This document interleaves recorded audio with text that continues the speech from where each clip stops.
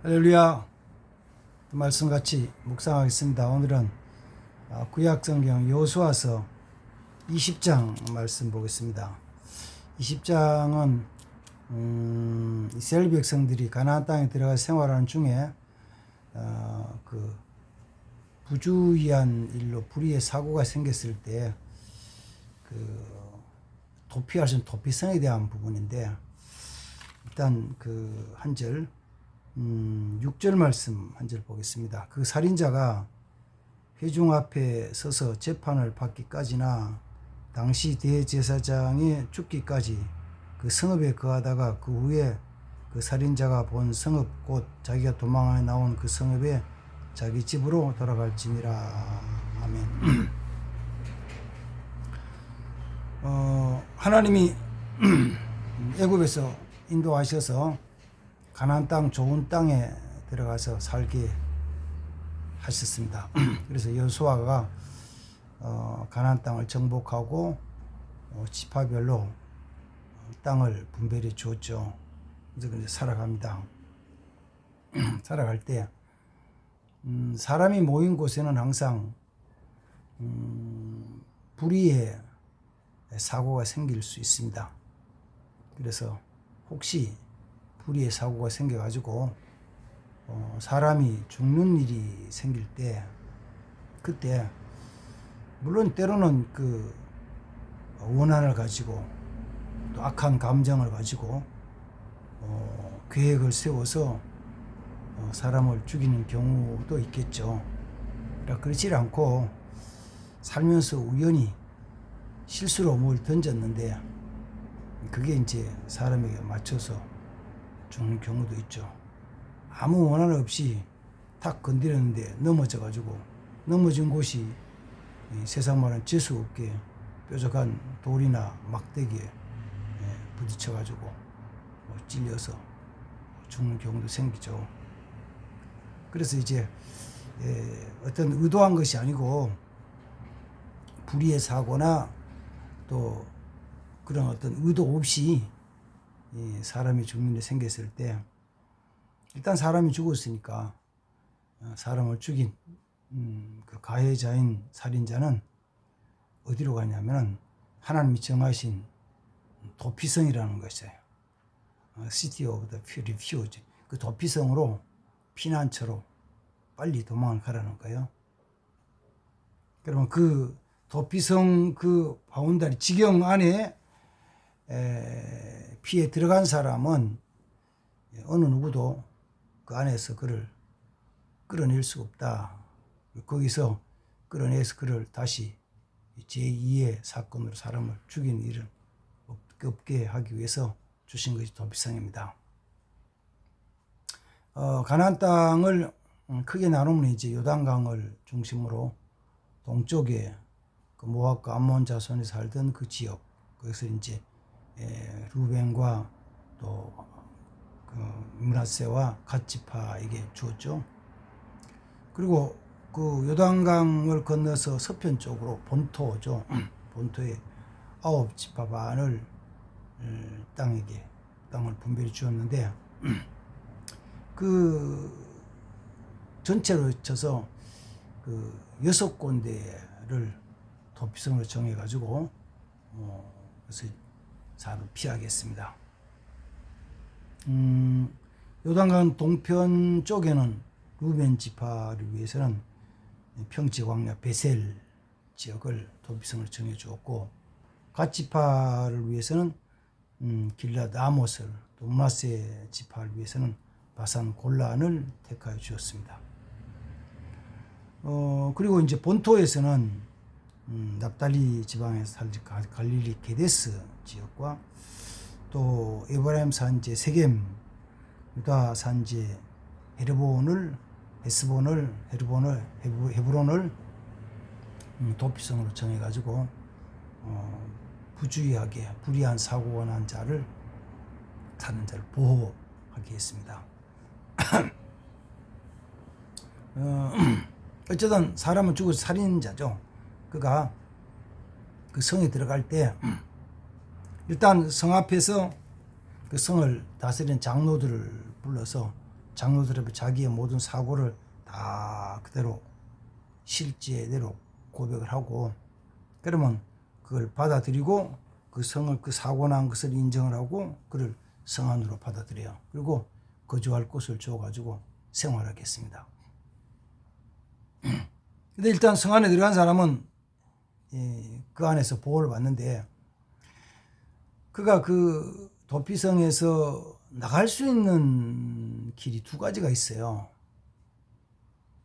그러니까 피해자의 가족으로부터 보호를 받고 있다가 거기서 자유를 얻고 나갈 수 있는 길이 두 가지가 있어요. 이제 본문 읽었던 6절 말씀 보면은 그 살인자가 온 회중 앞에 서서 재판받기까지, 그 재판받아가지고 고의가 아니었다고 무죄 선포받을 때까지, 선언 날 때까지, 그때는 그 안에 있어야 돼요. 또 한 가지는 뭐냐면은 아주 중요한 게, 당시에 대제사장이 죽기까지 거기 있다가 대제사장이 죽으면 자유로 나가는 거예요. 자, 두 가지 자유라고 그랬어요. 방법이 그랬어요. 하나는 정식 재판을 받아가지고 재판에서 무죄 선언 받으면 돼요. 그까지는 그 피난처 안에 있어야 돼요. 피난처 안에, 도피성 안에 있어야 돼요.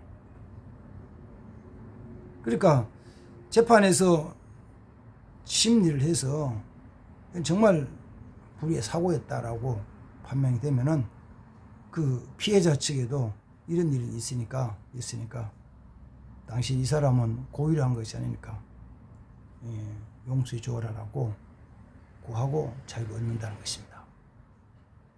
두 번째는 이제 이거죠. 그 당시 대제사장이 죽으면 해방을 얻어요. 재판받는 각자예요.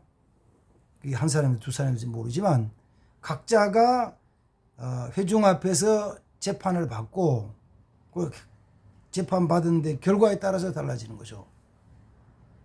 어쩌면 이런 거겠죠. 재판을 받다 보니까 이 가해자가 책임져야 될 부분이 좀 있다. 그러면 그 가해자의 책임 소재에 따라서 이 도피성 안에서 1년이든지 2년이든지 5년이든지 10년이든지, 어쩌면은 당신은 평생 여기서, 죽을 때가 여기서 살아라, 이런 판결이 날 수도 있죠. 거기 살아야 돼요. 그런데 대제사장이 죽으면은 다 해방을 받아요. 이게 하나님의 은혜예요. 대제사장의 업무는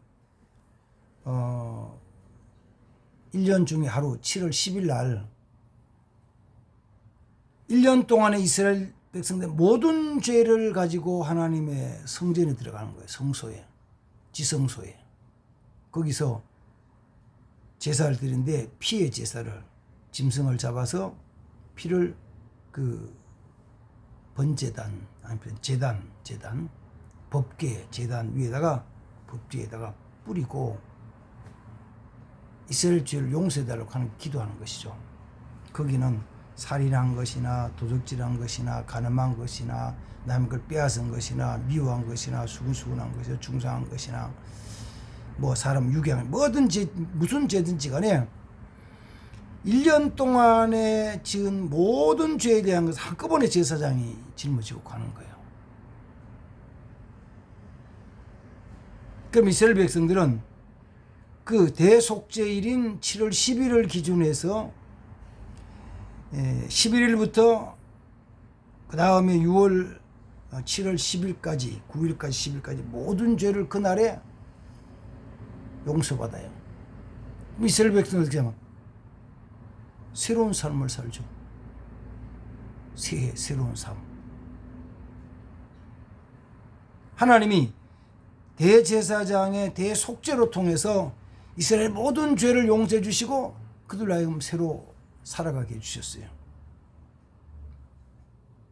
그런데 그 대제사장이 죽으면은 도피성 안에 있던 모든 살인한 자들이 그게 남은 기간이 재판 받는 중에 있는 사람도 있겠고 재판을 받고 거기 거주하고 있던 사람도 있는데 그들이 다 용서받아서 그 죄의 삭을 그 다음에는 피해자의 가족들이 그에게 주기려는 그런 모든 사망의 사슬로부터 벗어나는 거예요.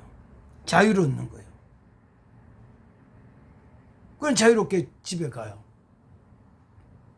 그럼 이스라엘 백성들은 전부가 대제사장이 죽는 것으로 통해서 대제사장이 죽음으로 그 장례 지내고 애국하는 건 다 그 과정을 지남으로 말미암아 지나면서 모든 죄를 다 용서해줘요. 그 죽음으로 말미암아 하는 귀한 은혜인데 이 은혜가 결국은 어디로 이루어지냐면은 신약 성경에서 히브리서는 우리에게 대제사장 되신 예수 그리스도 영원한 대제사장 되신 그리스도로 말미암아 그리스도의 죽으심으로 말미암아 모든 죄요 모든 죄 미움 시기 다툼 질투 뿐만 아니고 살인 강도 사치 날 것 없이 그 다음도 불순여 불의한 모든 죄를 다 용서받고 죄와 사망의 권세에서 벗어나요. 자유를 얻어요. 이런 은총이 있기를 주님으로 축복합니다. 근데 이 조건이 있잖아요. 조건이 뭐냐면은 자 역사적으로 볼 때 이스라엘 백성들이 가나안 땅에 들어가서 땅을 분배를 받고 그 다음 여호수아가 110세 죽는데 죽기 전에 마지막 이제 이 말씀을 도피성을 정해 주는 건데 그 당시에도 피해자의 가족으로부터 보호받는 방법은 도피성 안에 들어가서 피해야 돼요. 그러니까 도피성 안에 피하지 않고 또 재판 받지도 않았는데 대제사장이 죽지도 않았는데 이 가해자가 도피성 바깥으로 나갔을 때는 일단은 그 피해자 입장에서 보면 자기의 남편이든지 아버지든지 형님이든지 동생이든지 아들이든지 이 사람에서 피 흘려 죽었잖아요. 그래서 그 도피성 바깥에 나갔을 때는 그를 피를 흘린 자를 죽여도 살인죄로 취급을 하지 않는 거예요.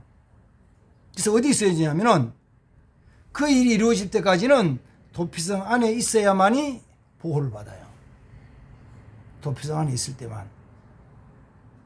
도피성 밖에 나가면은 언제 피해자의 가족들에게 자기가 또 고난을 당할지 몰라요.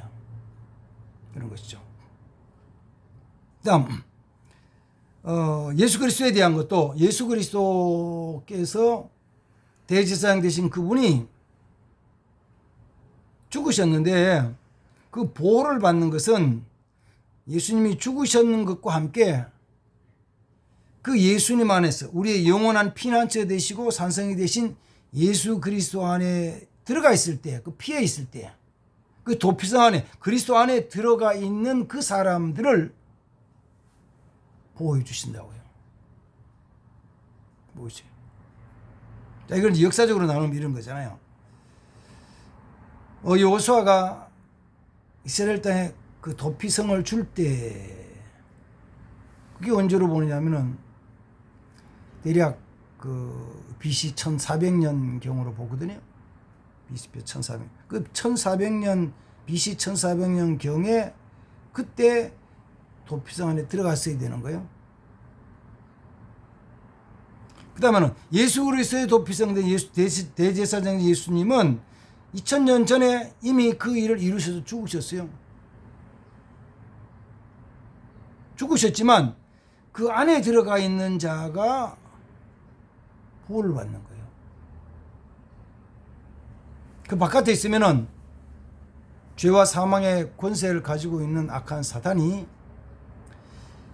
죄를 표적으로 죄라는 것을 표적으로 사망의 화살을 쏘죠. 화살을 쏘는데 고린도전서 15장에 보면은 사망이 쏘는 것은 율법이에요. 율법은 죄에 대한 거예요. 죄에 대한 것을 화살로, 사망의 화살로 팍 쏘면은, 사탄이 쏘는 그 사망의 화살은 백발백중이에요. 반드시 명중해서 죽는 거예요.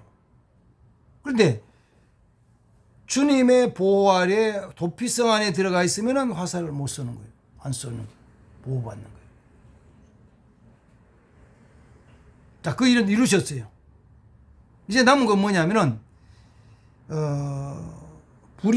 부주의한 일로 인해서 사람을 죽인 가해자가, 살인자가 도피성 안에 빨리 들어가야 되거든요. 그 빨리 들어가기 위해서, 단숨에 달려가기 위해서, 적어도 하루에 다 달려가기 위해서 주신 것이 뭐냐면은 이스라엘의 6개의 도피성이에요. 전국에 나누어서, 어쩌면은 요단강을 중심해서 북부, 중부, 남부 이렇게 되죠. 하루에 달려갈 수 있는 거리요. 무조건 달려 들어가야 돼요. 오늘도 마찬가지입니다.